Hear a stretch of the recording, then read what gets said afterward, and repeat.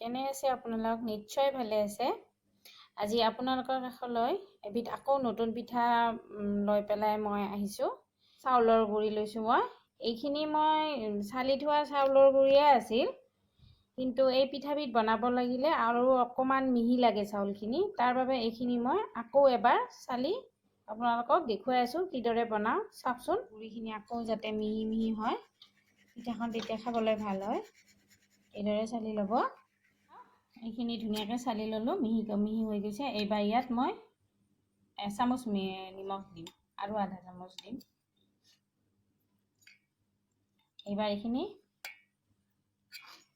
অলপ পানী দি পেলাই এইখিনি গুলি ল'ম।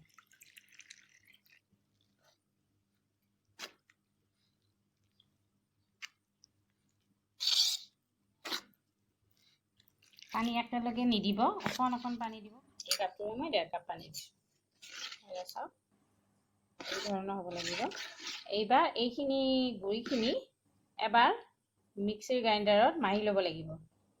এইদৰে মিক্সিত দি পেলাই মাৰি ল'লে হ'ল। বনাবৰ বাবে মই গাখীৰ অকণমান পগাই ল'ম। গাখীৰখিনি ঘন কৰি ল'ব লাগিব। আমি আধা লিটাৰ গাখীৰ লৈছোঁ। ইয়াত মই 1 কাপ চেনি দিম আৰু লগত দিম তেজপাত দুটা আৰু এটা ইলাচি। এইখিনি 20 মিনিটমান পগাই ল'লে হ'ল। এইবাৰ আহক পিঠাখিনি বনাই লওঁ। বহাই দিছোঁ। এইবাৰ পিঠাখন ইয়াত দি দিম।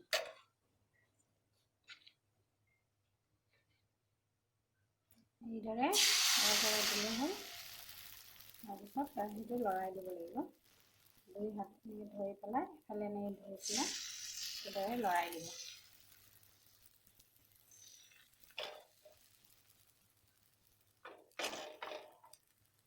ঢাকনি লগাই দিলে হ'ল। ঢাকনি থোৱাৰ পিছত অকণমান ওপৰত এনেকৈ পানী ছিটাই দিলে হ'ল।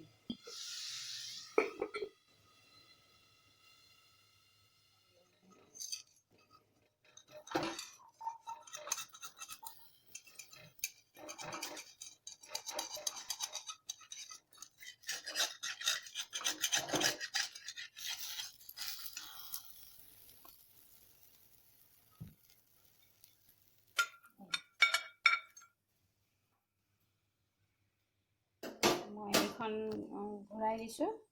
চাওক, এনেকুৱা হ'ব লাগিব বেগটো। যিহেতু মই ইয়াত একো ব্যৱহাৰ কৰা নাই, ঘি তেল কোনো জাতীয় পদাৰ্থ, ডাইৰেক্ট কেৰাহীটোতে দিছোঁ, তাৰ বাবে তেনেকুৱা হয়। আৰু পানী অকণমান ছটিয়াই দিব লাগিব যাতে বস্তুটো সিজি যায়। এইদৰে গোটেইকেইখন পিঠা মই একেই প্ৰচেছত বনাই ল'ম। গোটেইকেইখন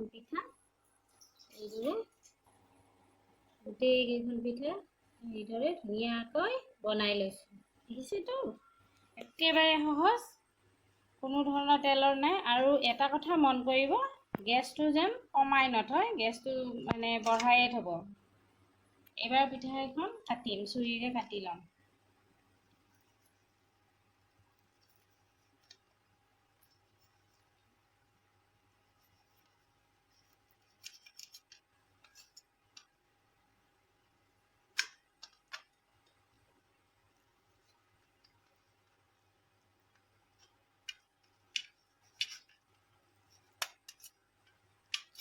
এইদৰে চুৰিলে কাটি দিম।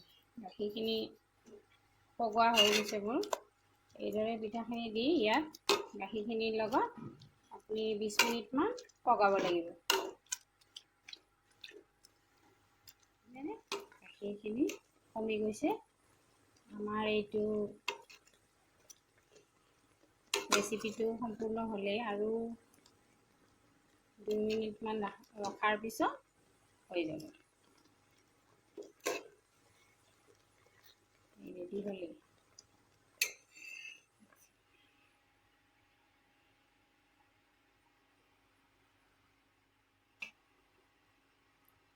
চাওক, দেখিবলৈ খুব ধুনীয়া হৈছে আৰু খাবলৈও খুব সোৱাদ লাগে।